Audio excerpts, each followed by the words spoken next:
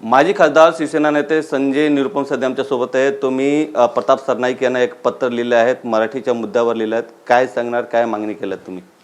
सर्वप्रथम माझा असं मत आहे की महाराष्ट्रात मराठी भाषाचा सन्मान झालाच पाहिजे, याच्यावर कुठल्याही प्रकारचा मतभेद नाही. महाराष्ट्रामध्ये राहणाऱ्या लोकांना मराठी बोललं पाहिजे, समजलं पाहिजे, ही आमची भूमिका आहे, आमची पक्षाची भूमिका आहे, महाराष्ट्राची भूमिका आहे. आणि मराठी भाषा आमची राजकीय भाषा आहे, यामुळे सर्वांना मराठी बोलणं यायला पाहिजे. पण समजा महाराष्ट्र शासनातर्फे जो 2019चा एक GR आहे, त्या GR पुन्हा लागू करण्याचा एक प्रयत्न सुरू होत आहे. त्याच्यामध्ये काय आहे, एक तो व्हेरिफिकेशन ड्राईव्ह सुरू होईल RTO तर्फे, आणि दुसरा जो प्रत्येक ऑटो चालक, टॅक्सी चालक आहे, त्यांच्याकडून मराठी बोलण्या, मराठी लिहिण्या आणि मराठी वाचण्याचा एक टेस्ट होईल. आज समजा ते टेस्टमध्ये फेल झालेत तर त्यांचा परमिट जो आहे तो रद्द होईल, त्यांचा लायसन्स रद्द होईल, बॅच त्यांच्या जप्ती केली जाईल. हा एक अन्यायकारक आहे. तुम्ही माननीय जो आमचे मंत्री महोदय आहेत, परिवहन मंत्री प्रताप सरनाईक साहेबांशी बोललो आणि त्याने एक पत्र पाठवलं की असा तुम्ही करू नका. हां, ऑटोवाले, टॅक्सीवाल्याकडून अशी अपेक्षा केली पाहिजे की तू मराठीत बोल आणि मराठीमध्ये जो तुमचे जो सवारी आहेत, पॅसेंजर आहेत, त्यांच्याबरोबर संवाद कर. पण त्यांची असा टेस्ट घेऊ नका, कारण ते जास्तीचे एज्युकेटेड लोक नाही आहेत. जास्ती एज्युकेटेड असणार तर ऑटो चालवणार का, टॅक्सी चालवणार का? आणि शेवटी महाराष्ट्रात जो राज्यघटनामध्ये जो तरतूद आहे त्याच्या अनुषंगाने महाराष्ट्रात सरकारतर्फे मराठी भाषाचा संवर्धन, विकासचं काम झालंच पाहिजे. पण त्याच राज्य संघटनामध्ये असं तरतूद आहे की कोणाचाही भारताचा जो नागरिक आहे तो कुठेही जाऊन धंदा करू शकतो, 2 रोटी कमवू शकतो, जीविकोपार्जन करू शकतो, आणि त्यांना एक इक्वलिटीचा अधिकार आहे. म्हणजे त्यांच्या विरोधात भाषा, जाती आणि धर्माच्या नावाने तुम्ही भेदभाव करू शकत नाही, हा पण एक तरतूद आहे. आणि शेवटी आम्ही सगळे हिंदू आहोत आणि भारताचे नागरिक आहोत. यामुळे आमच्या लोकांमध्ये भाषाच्या नावाने, धर्माच्या नावाने कुठल्या प्रकारचा भेदभाव झाला तो एक राजघटनाच्या विरोधात एक कदम होऊ शकतो, असा माझा विश्वास आहे. पण तुम्ही सांगतात की याच्यामध्ये सर्वांना अधिकार आहे, पण मराठी शिकण्यामध्ये प्रॉब्लेम काय आहे? काय प्रॉब्लेम? तर शिकण्यासाठी तुम्ही काय ना प्रयत्न करा. तुम्ही काय नाही सांगतात की तुम्ही शिका आणि टेस्ट द्या, टेस्टमध्ये पास झाला, कारण त्यांच्याकडे लायसन्स आहे, बॅच आहे, अनेक वर्षापासून ते मुंबईमध्ये राहत आहेत. तर त्याच्यासाठी तुम्ही कशा प्रकारे प्रयत्न करणार? अच्छा, माझी अशी विनंती आहे की महाराष्ट्र शासनाकडून असा एक प्रयत्न सुरू झाला पाहिजे, असा एक ड्राईव्ह सुरू झाला पाहिजे. व्हेरिफिकेशन ड्राईव्ह सुरू करण्यापूर्वी तुम्ही जेवढे फेरीवाले आहेत, ऑटोवाले आहेत, टॅक्सीवाले आहेत, तर सगळ्यांना एक बेसिक मराठी शिकण्याच्या एक व्यवस्था करून द्या. आणि मला असं माहीत पडलं की आमचे मंत्री महोदयाने अशी घोषणा केलेली आहे की मराठी शिकण्याची आम्ही व्यवस्था करणार. फक्त ऑटो टॅक्सी का, ती इकडे कॉर्पोरेट सेक्टरमध्ये काम करणारे लोक आहेत की सगळे मराठी बोलतात का? मोठे मोठे जो रिलायन्स आणि बिर्ला आणि हे सगळे जो कंपनी आहे त्याच्यामध्ये काम करणारे सगळे लोक मराठी बोलतात का?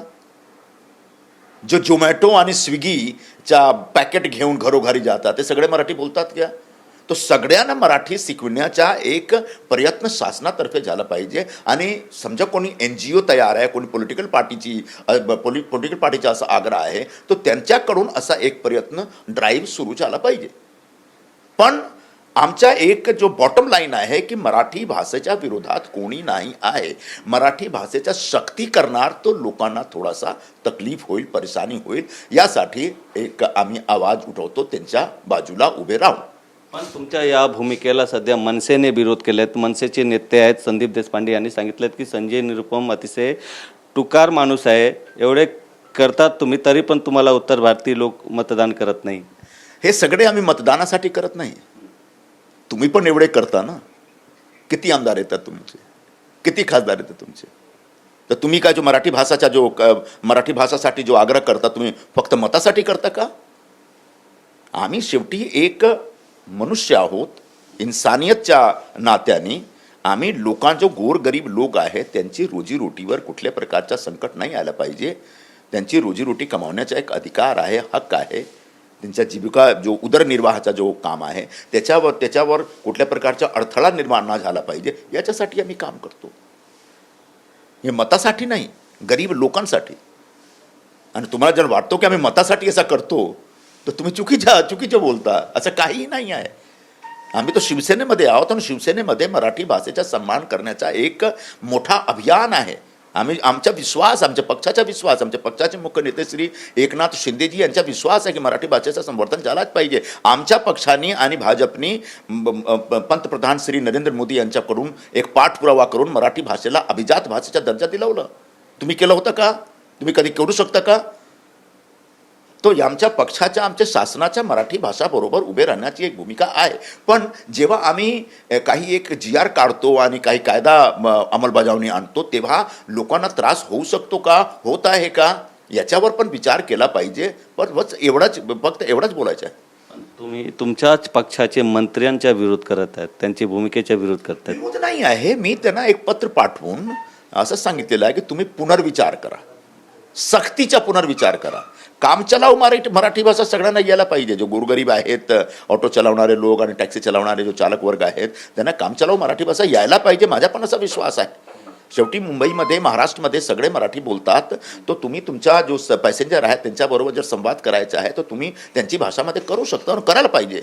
पण जेवढं येत नाही त्यांच्या विरोधात तुम्ही एक व्हेरिफिकेशन ड्राईव्ह चालवून त्यांच्या तुम्ही परवाना रद्द करणार, परमिट रद्द करणार, लायसन्स रद्द करणार, बॅच जप्ती करणार, तर तो कुठे जाणार?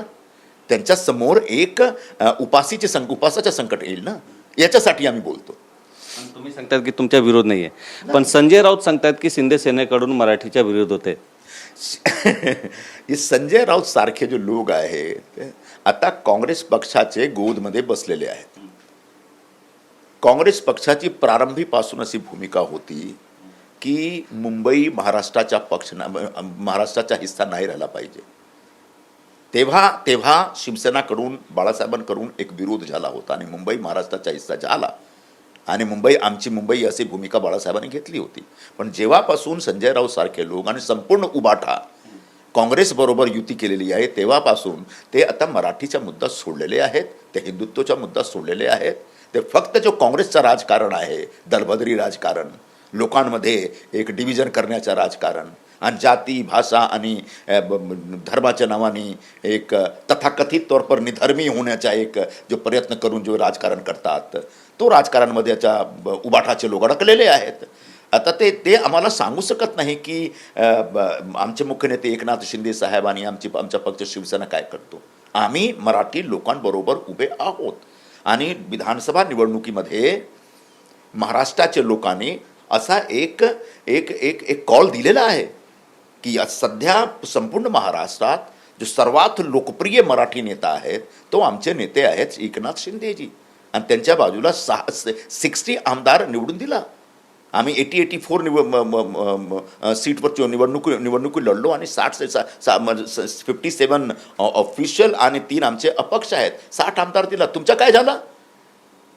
तुम्ही काँग्रेसबरोबर हात मिळवला तर तुम्हाला तो महाराष्ट्राच्या लोकांनी एकदम भुईसपाट करून दिला ना. तर तुम्ही आम्हाला आता जास्ती एक मराठी भाषा आणि या सगळे शिकवू नका. आमचा पक्ष मराठी लोकांबरोबर आहे. मराठी लोकांना असा विश्वास आहे. एक शेवटचा प्रश्न आहे. याच मुद्द्यावर काल ॲडव्होकेट सदावर्ते मीरा भाईंदरला गेले होते तेव्हा मनसेने जोरदार त्यांचा विरोध केला होता. तुमचा पण विरोध जर झाला तर पुढच्या पाऊल काय असणार आहे?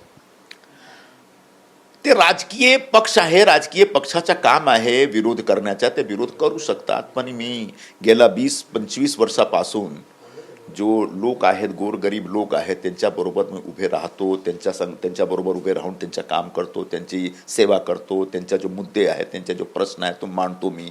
आणि मी जास्ती विरोधच्या एक मला काही पर्वा पडत नाही. मी एक स्वतःचं काम करतो कारण मी सत्याच्या बरोबर आहे. मी जे काही एक पॉझिटिव्ह थिंग आहे ना त्याच्याबरोबर आहे. जे गोरगरीब लोक आहेत त्यांच्यावर कुठल्या प्रकारचं संकट नाही यायला पाहिजे, ही माझी भूमिका आहे. आणि हा भूमिकाच्या विरोधात कोणी जाऊ शकतो तो तुम्ही जाऊ शकता. हा तुमचा निर्णय आहे. व्हिडिओ जर्नलिस्ट प्रेम मात्रेसह गोविंद ठाकूर, TV9 मराठी, मुंबई.